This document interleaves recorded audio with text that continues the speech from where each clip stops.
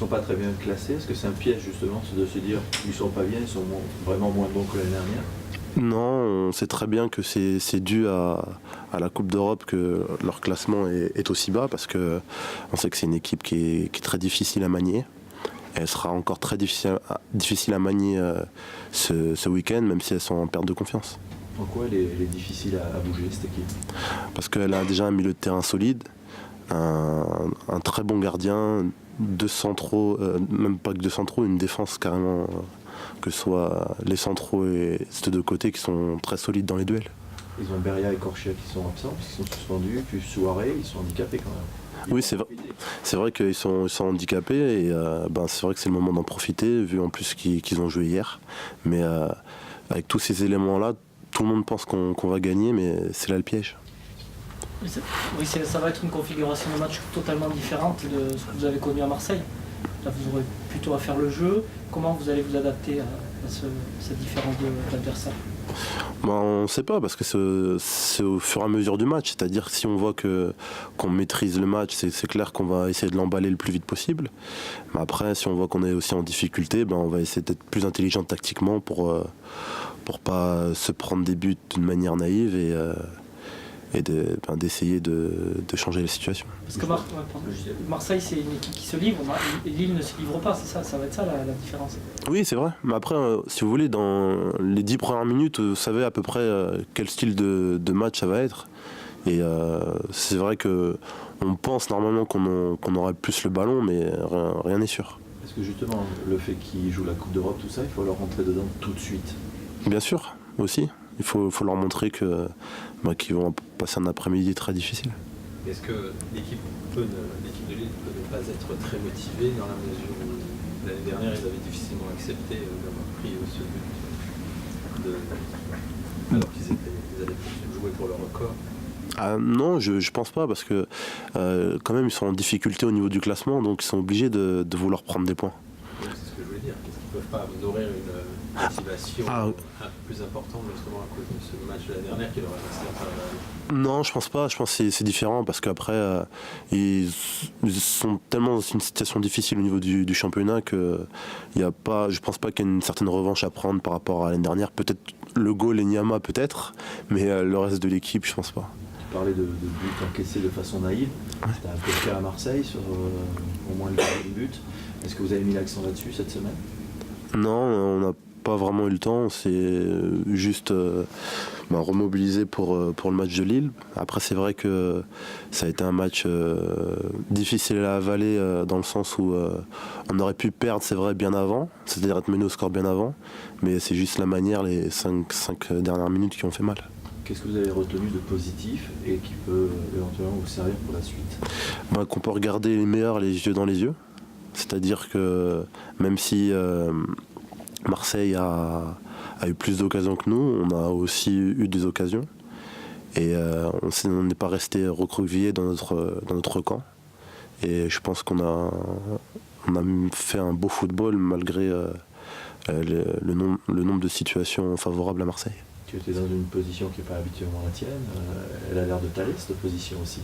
Oui, ça allait parce que c'est vrai que j'arrive à me retourner vite quand un joueur est derrière moi. Et après, c'est vrai que comme Marseille aussi est une équipe qui se livre, avec la vitesse qu'on a avec Touré et Wabi, ça joue aussi avec nos caractéristiques. Ce qui a manqué, c'est quoi? C'est de la justesse technique pour mieux jouer certains coups? Oui, bien sûr. C'est à ce niveau-là, ouais, c'est la justesse technique. Parce que un coup, c'est eux qui pouvaient marquer, un coup, c'était nous. Donc ça se joue sur des détails. Qu'est-ce que tu as le plus apprécié, la passe que tu fais à Wabi quand tu tires pied gauche ou celle que tu fais à Thomas? Les deux, on va dire, ouais, parce qu'après, sauf qu'il y en a une qui rentre et l'autre non, mais c'est vrai que ça se fait toujours plaisir d'être décisif. Et on espère à chaque fois l'être plus, parce que voilà, il y a eu même des situations 2 minutes avant avec Yaro où je pense que j'ajuste mal ma passe. C'est-à-dire elle n'est pas assez bien pour qu'il la reprenne en première intention. Et des fois, c'est ce genre de petits détails qui fait basculer aussi un match. Ton rôle, c'est toi, tu n'es plus cantonné on va dire à la ligne de touche, donc c'est intéressant aussi d'évoluer comme ça, de pouvoir être un peu plus libre, de faire des... Non, bien sûr, c'est vrai que j'ai pris énormément de plaisir à jouer dans cette position pendant le match. Après, c'est vrai que ça montre que je peux jouer à un autre poste que celui de milieu excentré. Et ça m'a montré aussi que je pouvais varier aussi mon jeu. Et là, vous allez repartir probablement en 4-3-3. En tout cas, tu risques fort de te retrouver de nouveau dans un rôle excentré. Honnêtement, je sais pas du tout si on va repartir en 4-3-3. Désolé. On peut avoir un petit mot sur la pelouse? Il est graine ce matin dans le nouveau stade. Est-ce que, la couleur des sièges, peut-être que tu t'en moques, mais pour un joueur ballon comme toi, le fait d'avoir le top du top en termes de surface est quelque chose d'important? Oui, c'est important. Après, c'est difficile quand tu joues le PSG. Tu préfères avoir une pelouse pas très bonne. Mais sinon, t'es content. Organiser un match de rugby avant le PSG. Voilà, ce serait parfait. Juste un petit mot sur Yaro Plazy qui est revenu cette année. Est-ce qu'il a changé par rapport à 2 ans avant? Est-ce que tu as retrouvé le même Yaro?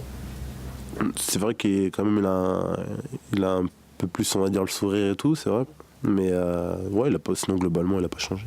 Il est plus capitaine, mais par rapport à la première période, est-ce qu'il reste important quand même dans la vie du groupe, dans le vestiaire? Oui, bien sûr, parce que c'est un ancien, il apporte son expérience.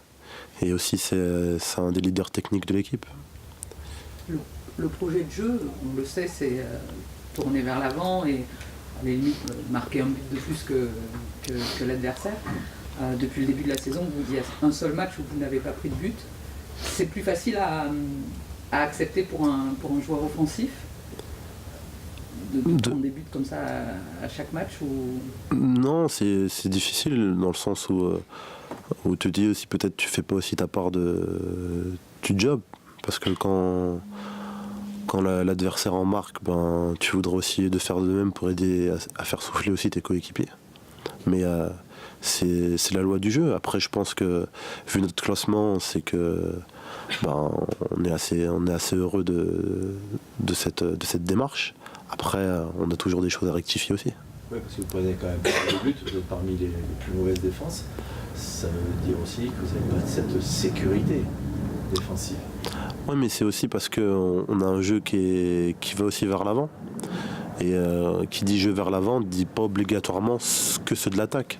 On a nos latéraux qui montent énormément.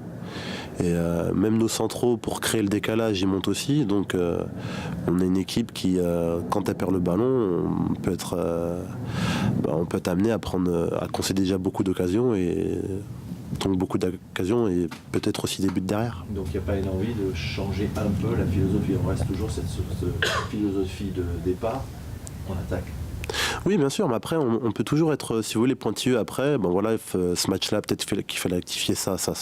Mais globalement, on ne peut pas changer aussi notre façon de faire.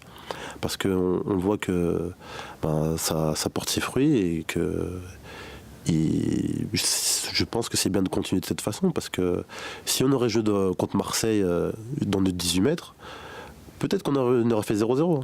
Mais ça, c'est clair qu'on n'aura pas eu une occasion. Et donc... c'est une façon de faire et je pense que elle est la bonne parce qu'on avait aussi des situations pour battre l'OM, même s'ils nous ont dominés. En fait, c'est juste un projet, une philosophie à intégrer, à accepter après peut-être l'éducation, beaucoup de saisons où c'était différent. Oui, voilà, c'est aussi différent parce que même Marseille, si vous voulez, ils ont un jeu porté vers l'offensive, mais ils concèdent énormément d'occasions. Après, un jour, peut-être ils vont en prendre 3 ou 4 et on va se demander est-ce que pourquoi ils concèdent trop d'occasions? Parce que c'est le style de football qui est demandé, qui est prôné par le coach et on essaie de l'appliquer. Le fait de voir autant de jeunes issus du centre de formation sur la feuille ou titulaire, ça t'inspire quoi? Qu'il y a de la qualité. Et le symbole de ça, c'est le petit Thomas Touré, qui montre qu'il arrive à jouer même contre les plus grosses équipes. Il vous a étonné? Honnêtement, oui et non, parce que si vous voulez, avant, si je prenais le Thomas Touré d'avant, qui venait de temps en temps nous entraîner, et de le voir maintenant, c'est vrai que c'est étonnant, mais au début de saison, il avait déjà montré qu'il avait les capacités physiques et techniques pour déjà répéter les efforts comme il le fait, c'est énorme. et techniquement être à la hauteur.